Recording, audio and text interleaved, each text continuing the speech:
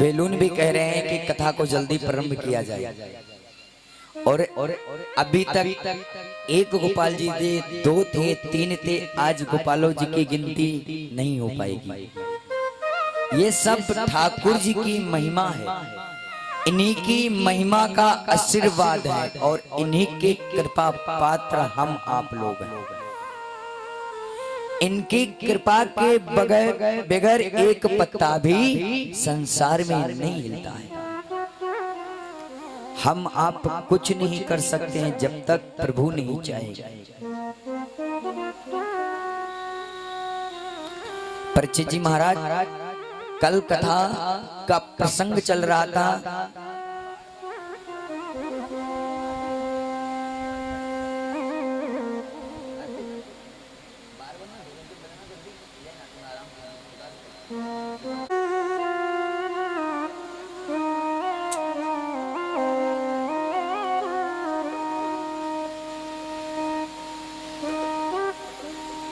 कल भगवान शंकर का बड़ा सुंदर विवाह हुआ, माता गौरा की विदाई हुई। लेकिन इधर जो माता अदिति थी, उन्हीं के गर्भ से 2 पुत्र उत्पत्तित हुए थे। एक का नाम हेड़ा यक्ष था और दूसरा का नाम हेड़ा कश्यप था। और इन्हीं के वंश में आगे चल के जो माता देवती थी, उन्हीं माता के वहां पर भगवान कपिल देव का प्रादुर्भाव हुआ था। इधर सुखदेव जी कहते हैं, राजन परीक्षित, आप माता देवती के वंश पे एक नजर डाल करके देखो, क्योंकि माता का वंश आगे क्यों नहीं चला था। क्योंकि जब भगवान कपिल देव का प्रादुर्भाव हुआ था, यानी अवतार हुआ था, तो माता देवती वहीं से गंगा की धारा बन करके कपिल आश्रम के पास से निकलते हुए बहने लगी थी। और इधर भगवान शंकर का विवाह संपन्न हुआ। अच्छा, कल टाइम कम था तो मैंने भगवान शंकर के बारे में बताया कम था, आज बता दे थोड़ा सा। जब भगवान शंकर को सजाया जा रहा था, यानी लोग कहते हैं कि जब भगवान शंकर की बारात गई थी तो उसमें कौन कौन गया था। भगवान शंकर की बारात में सभी गए थे, लेकिन सबसे पहले देवी और देवताओं का वहां पर आगमन हुआ था। जब देवी और देवताओं का आगमन हुआ तो भगवान शंकर के जो प्रतिरूप से निमंत्रण दिया गया था, लेकिन भगवान शंकर ने घर घर जाके निमंत्रण नहीं दिया था। भगवान शंकर की पूरे संसार में एक बारात ऐसी थी जिसका कोई निमंत्रण नहीं था, सभी जा सकते थे। यानी देवी और देवता, भूत और प्रेत, जानवर, पशु पक्षी सभी बारात में गए थे।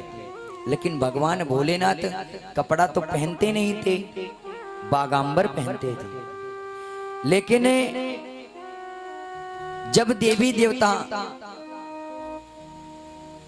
राजा हिमांचल के घर पहुंचे तो सोचने लगे, राजा हिमांचल कहने लगे, जब बाराती इतने सुंदर हैं तो भगवान यानी दूल्हा कितना सुंदर होगा। लेकिन राजा को ये नहीं पता था, बाराती जितने सुंदर हैं दूल्हा उतना ही काला होगा, यानी काले भी होंगे और गोरे भी होंगे। लेकिन जब भगवान शंकर की बारात वहां पहुंची तो उनके साथ में भूत प्रेत आदि पशु पक्षी जितने प्रकार के मनुष्य होते हैं सभी वहां पर पहुंचे।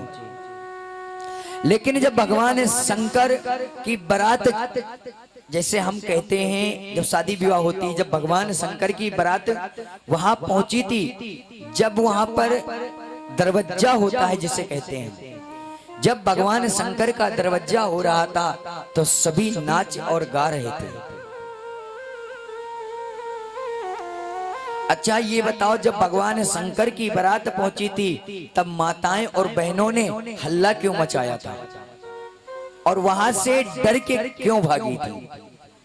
आपने शिव विवाह बहुत सुना होगा, आजकल तो हर जगह पर शिव विवाह होता है, लेकिन जब भगवान शंकर की बारात पहुंची, दरवाजा हो रहा था तो भूत प्रेत देवी देवता राक्षस नवग्रह सभी नाच रहे थे। और बताओ, जब भगवान शंकर के कानों में बिच्छू थे, यानी वो भी कानों को छोड़ करके जमीन पर आ गई थी नाचने के लिए। लेकिन उसी टाइम पर जो माताएं बहनें वहां पर थी, देख करके भगवान शंकर को भयभीत हो गई थी और वहां से बड़ी तेज हल्ला मचा के भागी थी। तभी तो कहा गया है, आई गई गौरा की बारात मचो है भारी हल्ला। हल्ला क्यों मचा था? एक सर्प भगवान शंकर के गले में था, तब ये चमड़े की बेल्ट तो चलती नहीं थी जो भगवान शंकर जी को बेल्ट लगाई जाती। एक सर्प भगवान शंकर के गले में था और दूसरा सर्प जो पीतांबर बांधे हुए भोलेनाथ गए थे, वो उसी सर्प की बेल्ट बना करके अंटा लगा लिया था सर्प ने। लेकिन जब भगवान शंकर की बारात चढ़ रही थी, यानी दरवाजा हो रहा था, तब इतनी जोर धूम धाम से सभी बाराती नाच रहे थे, नृत्य कर रहे थे भगवान के विवाह की खुशी में। तो सर्प ने सोचा कानों से बिच्छू उतर गए और गले से सर्प उतर गया, फिर मैं क्यों रह जाऊं बगैर भगवान की बारात में नाचने से। भगवान जैसे ही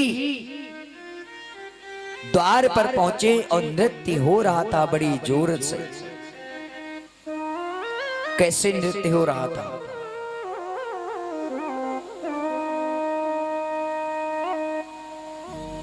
जब नृत्य हो रहा था तो जो कमर में सर्प था उसने अपने धैर्य को रोका नहीं, तुरंत भगवान शंकर की कमर से उतर के वो भी नाचने लगा। जब भगवान शंकर की कमर से सर्प उतरा तब भगवान का पीतांबर अलग हो गया। तभी माताओं बहनों ने देख करके भगवान शंकर के रूप को एकदम से भयभीत हो गई थी और हल्ला मचा दिया था और कहा, भैया ये गौरा की बारात है, यानी भोलेनाथ की बारात आई है, लेकिन बाराती तो इतने सुंदर थे और भगवान भोलेनाथ देखो कैसे हैं, दूल्हा कैसा है। इसी प्रपास्य से भगवान शंकर का विवाह संपन्न हुआ था।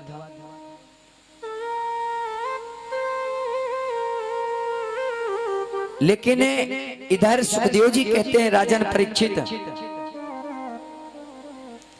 आपको मैंने प्रत्येक रूप के प्रसंग सुनाए, भगवान शंकर का प्रसंग सुनाया, माता देवती का प्रसंग सुनाया, कपिल देव का प्रसंग सुनाया। अब ये बताओ अग्रे आपके मन में क्या है? परीक्षित जी महाराज कहते हैं, प्रभु हमने भगवान का चिंतन किया है, चिंता अपनी छोड़ दी है।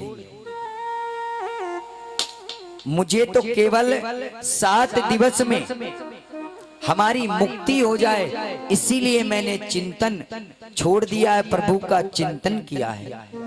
चिंता चिता के साथ शांत होती है और चिंतन आत्मा के साथ संबंध बनाती है और परमात्मा के पास ले जाती है। लेकिन इधर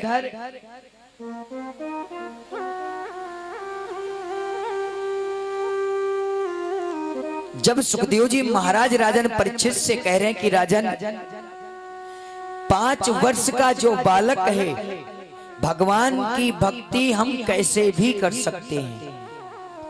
ये नहीं कि भगवान के प्रति हम बैठ जाएं तभी भक्ति होगी। जब भी हमारे पास टाइम हो भगवान के प्रति हम उनकी पूजा जरूर कर सकते हैं।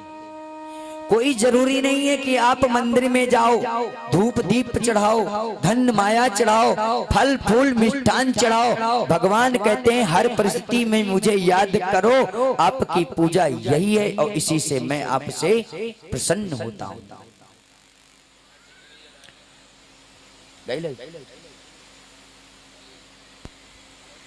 श्री राधे। इसीलिए भगवान का गुणगान हमेशा करना चाहिए।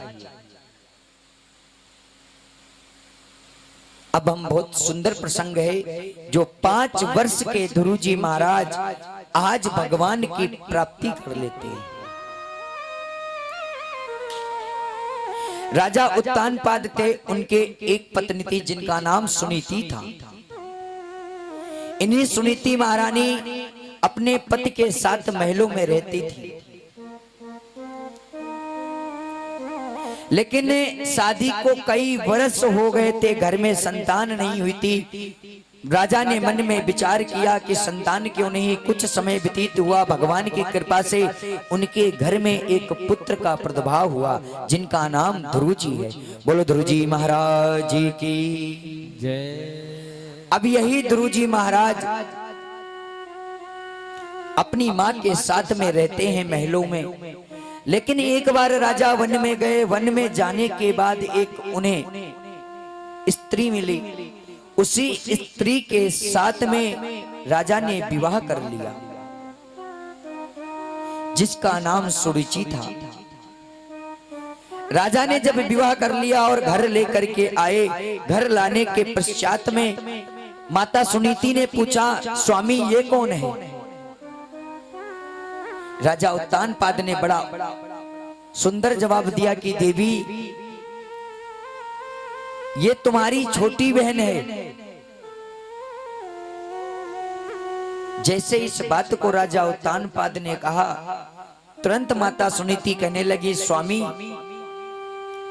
हमारे होते हुए भी तुमने दूसरा गंधर्व विवाह कर लिया, क्या बताओ ये अच्छी बात है? और आप लोग विचार करो, अगर पहले से आप अपने पति के साथ रहते हो और अगर आपका पति दूसरा विवाह कर ले तो क्या आप पति के साथ फिर भी रहना पसंद करोगे?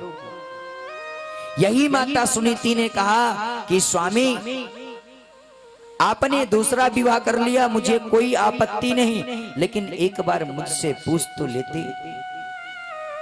और स्वामी शादी को कई वर्ष व्यतीत हो गए। अब जो सुरुचि थी वो पूरे घर में अपना ही राज्य चलाती रहती। जब भी माता सुनीति कुछ करती, सुरुचि निकल के आ जाती और कहती, दीदी ये ऐसे नहीं ऐसा। एक दिन माता सुनीति को हल्का सा क्रोध आ गया और कह दिया, बहन हम अपने मन से करते, हमारे बीच में तुम मत बोला करो। उस टाइम सुरुचि का जवाब क्या था माता सुनीति के प्रति? कहने लगी, स्वामी एक म्यान में 2 तलवारें नहीं रह सकती, क्योंकि हम पुराने हो गए हैं तो हम आपको अब बुरे लगते हैं, और आपने जो गंधर्व विवाह किया है ये आपको प्राणों से ज्यादा प्यारी है।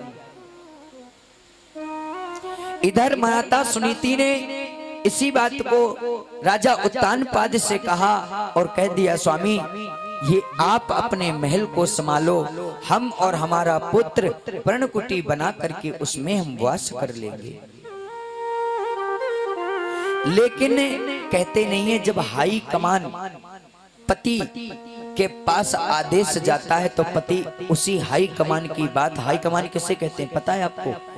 अपनी पत्नी को हाई कमान कहते हैं। और जब पत्नी पति से डिमांड कर देती है तो मान लो फिर चाहे कुछ भी हो उन्हें करना ही पड़ता है।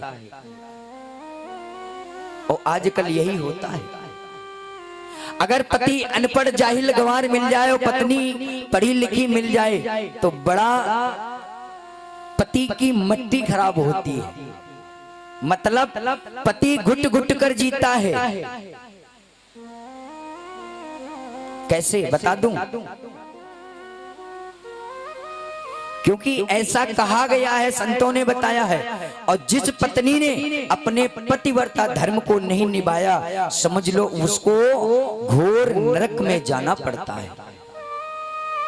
फिर उसके लिए तुम कितनी भी भागवत करवा दो, कितने भी पूजा पाठ करवा दो, फिर भी उसकी मुक्ति नहीं होती है।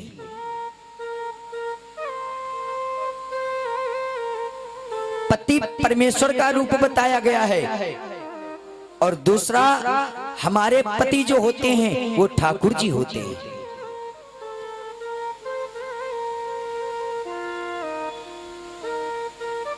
अब पढ़ी लिखी कोई पत्नी होती है तो कैसे कहते हैं भैया?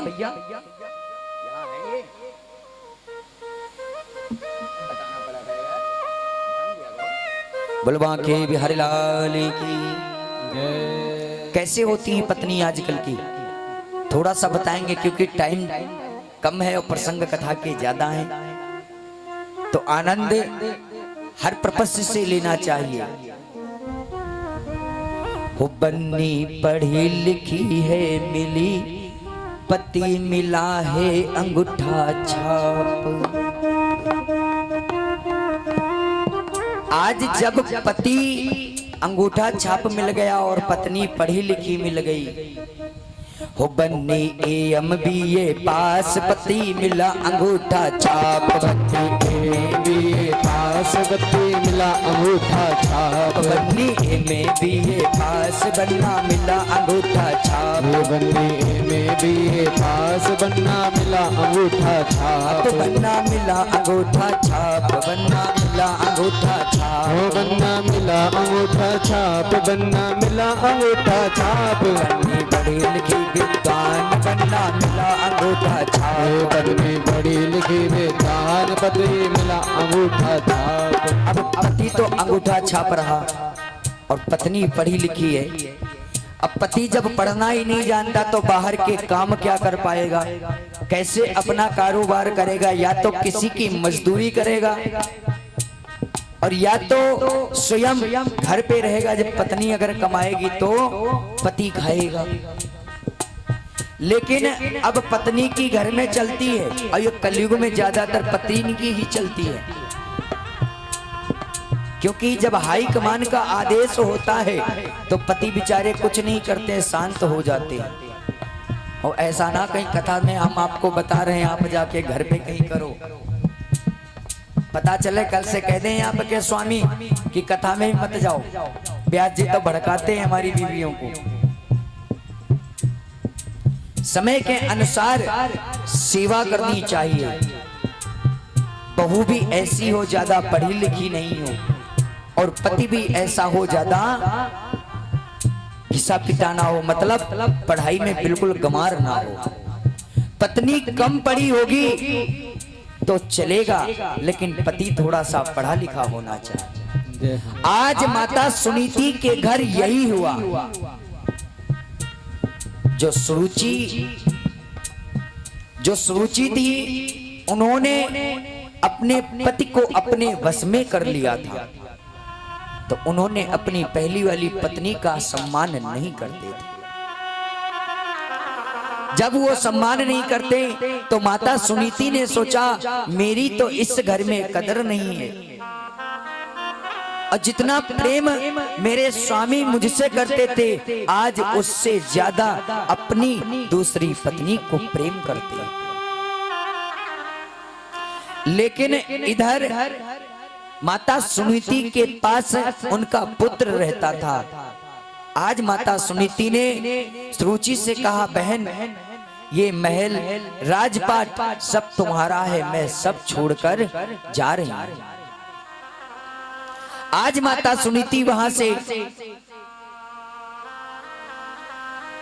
अपने स्वामी की आज्ञा ले ली, और स्वामी की आज्ञा लेने के बाद में सीधे गांव के बाहर में एक पर्णकुटी बनाई, और उसी पर्णकुटी में वो वास करने लगी। लेकिन ध्रुव जी जैसे जैसे बड़े हुए, थोड़ा समय आया, ध्रुव जी करीब करीब 3 वर्ष के हो गए। अब बच्चा जब 3 वर्ष का हो जाता है तो अपने माता पिता को पहचानने लगता है। आज ध्रुव जी महाराज अपनी माँ से पूछते हैं कि माता, आप यहाँ कुटी बना के रहती हो और पिताजी महलों में रहते हैं, मेरा मन आज पिताजी के पास जाने का हो रहा है। आज ध्रुव जी महाराज अपने जीवन का परिचय दे करके और अपने महलों में जब प्रवेश हुए, वहां पर पिताजी को देखा। अब जब कोई पिताजी काफी दिनों बाद मिले, तब आप समझ लो बच्चे का जो मन होता है पिता की गोदी में बैठने का होता है। या तो पिता पुत्र को उठा ले या पुत्र पिता को गोदी में ले ले, लेकिन इनमें से दोनों में से एक भी काम ध्रुव जी के साथ नहीं हुआ।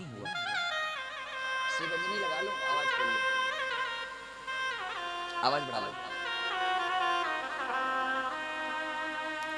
अब इधर जब पिताजी ध्रुव जी को देखते हैं और ध्रुव जी पिताजी को देखते हैं, लेकिन जैसे ही पिताजी के पास ध्रुव जी महाराज पहुंचते हैं, पिताजी के हाथ आगे बढ़ते हैं ध्रुव जी को गोदी में लेने के लिए, तुरंत माता सुरुचि आ जाती है और कहती है, अरे स्वामी, ये मेरे गर्भ से जन्म लेकर के नहीं आया है। और अगर ध्रुव जी से कहती है माता सुरुचि कि अगर तुम्हें पिता की गोदी में बैठना है तो तुम जाकर के मेरे गर्भ से जन्म लेकर के आओ, तब तुम्हें पिता की गोदी प्राप्त होगी। अब माता सुरुचि ने अपने गर्भ को इतना पवित्र समझा। अब ध्रुव जी महाराज का हाथ पकड़ करके पिता की गोदी से नीचे को कर दिया। जैसे ही पिताजी की गोदी में चढ़ने चले थे, माता सुरुचि ने आकर के उस 5 वर्ष के बच्चे का हाथ पकड़ करके नीचे कर दिया और उसको एक जवाब दिया कि अगर तुम्हें पिता की गोदी पे बैठना है तो तुम जाओ और मेरे गर्भ से जन्म लेकर के आओगे, तभी तुम्हें पिता की गोदी प्राप्त होगी।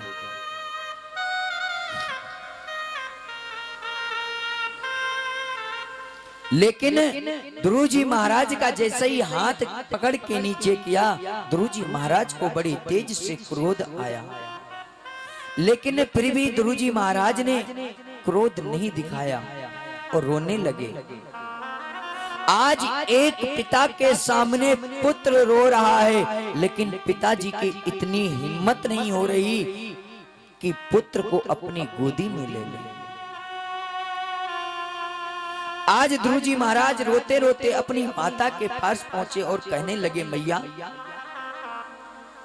मैं महलों में गया, पिताजी बैठे हुए थे, मैं जैसे ही पिताजी की गोदी में चढ़ना प्रारंभ किया, वो जो दूसरी माता है, जैसे ही ध्रुव जी ने दूसरी माता बोला, तुरंत माता सुनीति ने लाला से कहा कि लाला, कोई तुम्हारा बुरा करे तो उसको करने दो, अगर कोई तुम्हें गलत समझे तो उसे समझने दो, पर तुम अपनी वाणी से किसी को बुरा और भला गलत मत समझो। यानी कि उसके कर्म उसके साथ हैं और तुम्हारे कर्म तुम्हारे साथ हैं, और उन्होंने पिता की गोदी से उतारा है, मैं तुम्हें आशीर्वाद देती हूँ कि तुम परम पिता की गोदी में बैठोगे। और पुत्र की सबसे बड़ी गुरु जो होती है उसकी माता होती है। माँ चाहे तो पुत्र को बिगाड़ दे, माँ चाहे तो पुत्र को सुधार दे, क्योंकि पिताजी घर पे होते नहीं हैं। अब घर पे रहता कौन है? या तो माता पिता या दादी बाबा। पिताजी बाहर चले गए, घर में केवल माता रह गई। अगर माता बच्चे का ध्यान नहीं देगी तो बच्चा बिगड़ेगा या सुधरेगा। इसीलिए संसार में भगवान से भी बढ़कर के अपने माता पिता को बताया गया है, और इसका परिणाम इस कलयुग में आपके सामने है। जब भगवान शंकर ने स्वर्ग लोक की प्रतीक्षा करनी चाहिए। भगवान शंकर ने गणेश जी और कार्तिकेय जी से कहा था, लेकिन कार्तिक जी महाराज ने का जो वाहन था वो मोर था, उन्होंने मोर पे बैठ गए। लेकिन जब गणेश जी चूहे पे बैठे, थोड़ी दूर तक चूहा गया और फिर कहने लगा, स्वामी मैं स्वर्ग लोक की प्रतीक्षा कैसे कर पाऊंगा? मोर तो एक सेकंड में उड़ के प्रतीक्षा करके आ जाएगा, लेकिन आप ये मुझे बताओ मैं तो कैसे कर पाऊंगा? गणेश जी ने अपने मन में विचार किया, अरे हम चारों धाम की यात्रा क्यों करें, क्योंकि चारों धाम तो हमारे माता पिता के कदमों में है। गणेश जी महाराज जा करके भगवान भोलेनाथ की प्रतीक्षा करने लगे। जैसे जैसे भगवान गणेश माता पार्वती और शंकर जी की परिक्रमा कर रहे, वैसे वैसे उनका कर्म का मीटर ऊपर बढ़ता जा रहा। लेकिन जैसे ही इधर कार्तिक जी महाराज की परिक्रमा पूरी होकर के आ रहे थे, तब तक यहाँ भगवान शंकर जी और माता पार्वती ने गणेश को प्रथम संसार का अधिकारी बता दिया कि कोई भी कार्य होगा, कोई भी पूजा हो या शुभ कार्य हो या अशुभ कार्य हो, सब में तुम्हारी सबसे प्रथम पूजा होगी। जब तक तुम्हारी पूजा नहीं होगी, तब तक किसी देव को तुम्हारी पूजा प्राप्त नहीं होगी। ऐसे ही माता चाहे तो पुत्र को बिगाड़ दे, माता चाहे तो पुत्र को सुधार दे, माता चाहे तो पुत्र को विद्वान बना दे, माता चाहे तो पुत्र को मूर्ख और अज्ञानी बना दे। मात पिता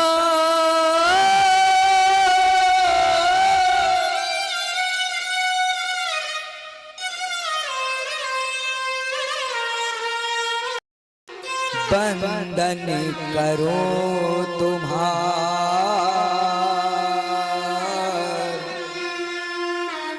ऐसो आशीर्वाद है तेरो, जो हो जाऊं भव से पार। आज गुरु जी समझ गए कि आज मेरे सर पर मेरी माँ ने हाथ रख दिया तो मुझे संसार में अब कोई झुका नहीं सकता है। लेकिन जब इधर सुरुचि ने गुरु जी को डांट लगाई थी, उस डांट को ध्रुव जी ने अपने हृदय में उतार करके अपनी माँ से जब बोले, तब माँ कहती है कि लाला ये संसार है, संसार में प्राणी हर प्रकार का पड़ा है, आप किस किस की सुनोगे और किस किस को बताओगे। लेकिन इधर जब ध्रुव जी महाराज की वार्ता माँ से हो रही, वहीं पर एक संत का आगमन हुआ। संत ने जाकर के माता से पूछा कि बेटी तुम तो राजा उत्तानपाद की पत्नी हो और फिर अपने महलों को छोड़ करके इस वन में क्यों रहती हो?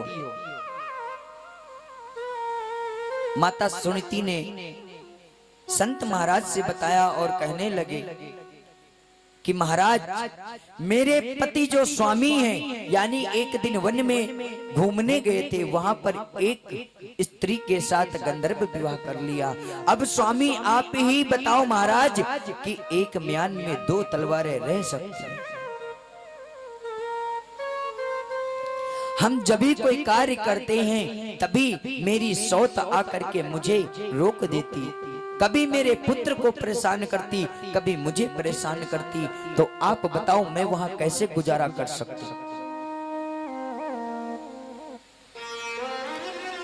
संत ने माता सुनीति की ऐसी भक्ति की बातों को सुन करके उनके आंखों से आंसू निकलने लगे।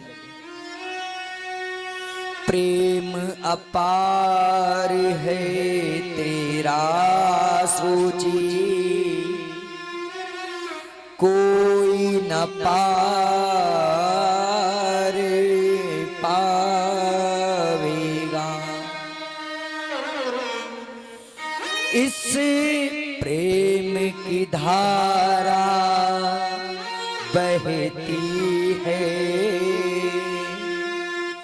प्रेम ही संसार है।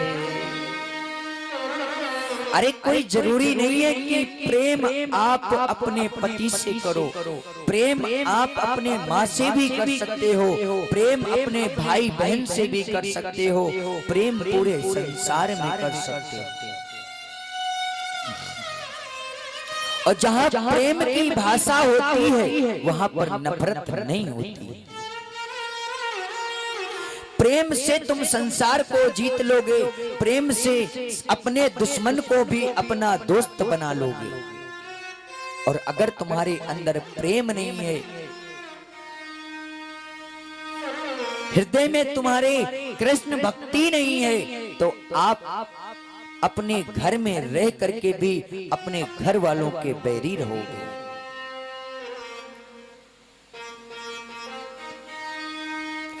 आज संत की वाणी को सुन करके माता सुनीति की बातों को सुन करके वो संत रोने लगे और कहने लगे, धन्य हो देवी, धन्य हो बेटी, तुम्हारे जैसा संसार में ना कोई सहन शक्ति वाला हुआ है और ना ही कोई होगा।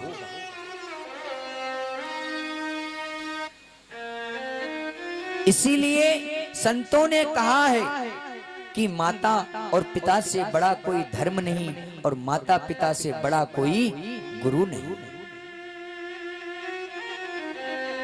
और आज के इस कलयुग में क्या हो रहा है, लोग अपने माता पिता को मारते हैं, पीटते हैं, श्राप इत्यादि का सेवन करते हैं और बुरा भला बोलते हैं। लेकिन आज जो अपने माता पिता के साथ करते हो, कल तुम भी किसी के माता पिता बनोगे, कल उसी करने का फल तुम्हें भी प्राप्त होगा। और कलयुग में ये साक्षात परिणाम है कि जैसा करोगे वैसा तुम्हें भरना पड़ेगा। इसीलिए हर एक माता अपने पुत्र को एक अच्छे संस्कार देना चाहिए। बेटे को कभी अपने सर के ऊपर नहीं बिठाना चाहिए, चाहे जितना बड़ा हो जाए, और बेटी को कभी घर घर घुमाना नहीं चाहिए, क्योंकि ऐसा संतों ने कहा है, अगर पुत्र पे कलंक 10 बार लगता है तो उसको कोई नहीं मानेगा, कोई नहीं जानेगा। अगर तुम्हारी पुत्री पर या तुम्हारी बहू पर या खुद पर अगर कलंक लग जाए तो जिंदगी भर नहीं मिटता।